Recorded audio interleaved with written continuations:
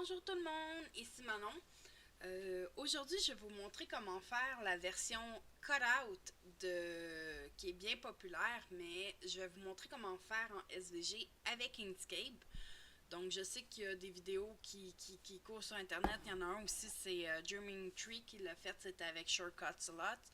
Shortcuts a Lot, oui, c'est un programme écœurant, mais il est payant. Inkscape est gratuit et c'est faisable avec.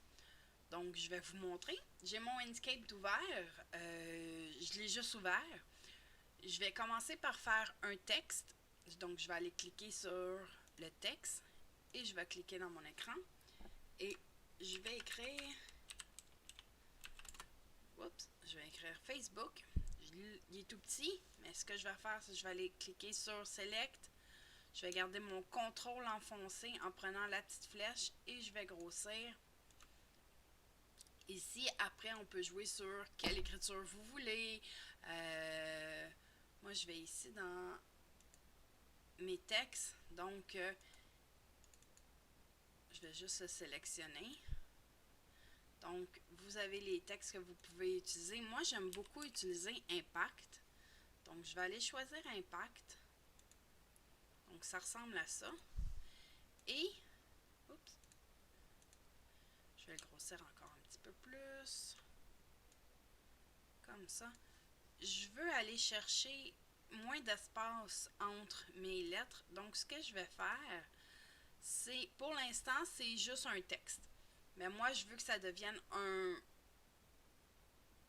trajet, une patte, pour que ça puisse couper autour. Donc, on va aller dans Path et on va aller to Object to Path. Donc, là, ça devient coupable. Coupable, ouais. On peut le couper, sauf que c'est un groupe. Donc, je vais aller dans Object et je vais aller dans Ungroup. Et là, si vous voyez, toutes mes lettres se sont séparées. Donc, ce que je vais faire, c'est que je vais cliquer sur le A et avec ma flèche du clavier, je vais la rapetisser, la coller un petit peu. Je vais faire pareil avec toutes mes lettres. Oups.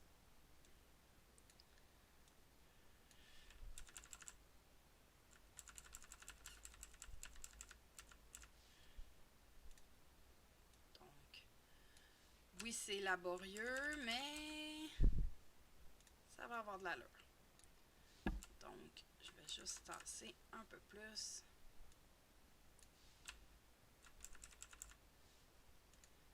Et voilà. Moi, ça me suffit, ça me satisfait. Donc, ce que je vais faire, c'est que je vais tout sélectionner.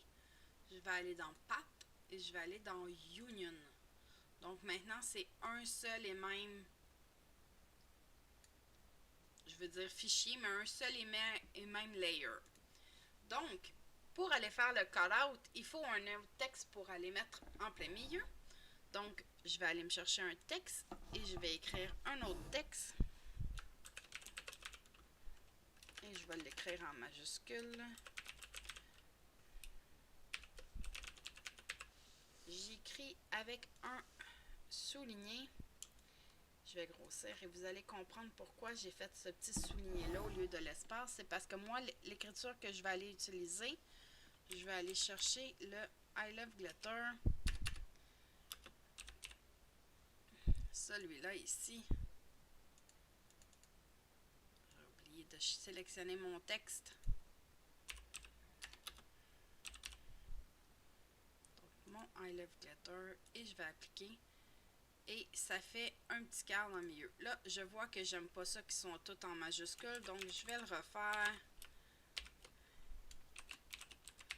Et je vais aller chercher juste comme ça.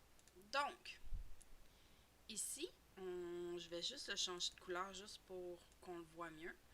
Je vais aller le mettre par-dessus et je vais le grossir à la grosseur que je pense qu'il va être, dans le fond, à mon choix. Toujours en gardant mon contrôle à cliquer. Donc, je vais aller le mettre à peu près comme ça. Donc, pour aller faire le cutout, ce que je vais faire, c'est, ma grosseur est bonne, je vais juste le descendre ici. Encore là, c'est un texte, donc je veux pas que ça soit un texte, je veux que ça soit un path pour pouvoir aller faire mes choses. Donc, je vais aller dans Path, Object to Path. Je vais encore faire Object, Ungroup. Il est tout séparé. Et là, je vais faire Path et Union. C'est plusieurs étapes, mais c'est comme ça que ça fonctionne. Donc, une fois que je l'ai, je vais aller faire un offset autour. Donc, je vais aller à Path et je vais aller à Link Offset. Et là, ça va créer un petit diamant quelque part sur votre... dans le fait, sur le point le plus haut de votre patte, de votre fichier, de votre layer. Je vais juste changer de couleur. Je vais aller le mettre rouge juste pour qu'on le voit comme il faut. Et je vais amener ma souris dessus et je vais cliquer et garder enfoncé. Et... ah, c'est vrai.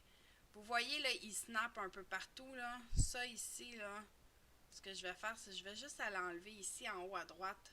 Enable Snapping, je vais aller l'enlever. Donc, je vais pouvoir avoir plus de contrôle sur comment je veux glisser. Donc, je vais le faire environ cette couleur-là. Moi, ça me satisfait. Donc, je vais venir sélectionner. Et là, ici, j'ai mon vert, mon layer de départ. Et j'ai celui-là ici, qui est un offset, qui est un link offset. Ce que moi, je veux, c'est que ça devienne un path. Donc, je vais faire path et object to path.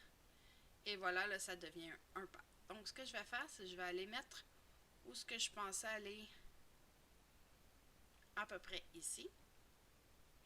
Donc, ce que je vais faire maintenant, c'est que je vais sélectionner ces deux layers-là. Et ce que je veux, c'est que mon rouge soit soustrait à mon noir pour pouvoir aller mettre le vert dedans. Donc, je vais aller dans Path et c'est une différence, donc c'est une soustraction. Et je vais faire Difference. Et voilà, ça l'a enlevé. Donc, ce qu'on peut faire, c'est aller prendre notre vert et à venir juste l'ajouter ici, comme ça. Et voilà. Et ce qu'on peut faire, c'est sélectionner le tout et faire Object et Group. Donc là, ça devient juste ça, on peut les bouger tout ça. Par préférence pour moi, j'aime ça quand mon SVG est centré comme il faut. Donc je vais dans Edit Property, Resize Page Content, puis je vais juste faire Resize, donc mon contour est correct. Tout ce qui reste à faire, c'est File, Save As. On va choisir Plain SVG. On va l'appeler comme qu'on veut. Et on peut aller dans notre Design Space, uploader une image, aller chercher notre SVG qu'on vient de faire. Et voilà. On l'upload, c'est tout. Et on l'a. Ouais, je l'ai fait un petit peu gros. Je vais le rapetisser. Et voilà. On l'a dans notre design space. On peut faire make it et le couper comme qu'on veut. Donc, c'est. Puis ici, vous pouvez faire ungroup. Vous pouvez les enlever. Vous pouvez changer, bien entendu, les couleurs autant que vous voulez. C'est configurable comme vous voulez rendu ici. Donc, j'espère que ça a été pratique pour vous. Donc, c'était une petite vidéo pour faire la méthode Cutout, mais avec Inkscape. Bonne journée!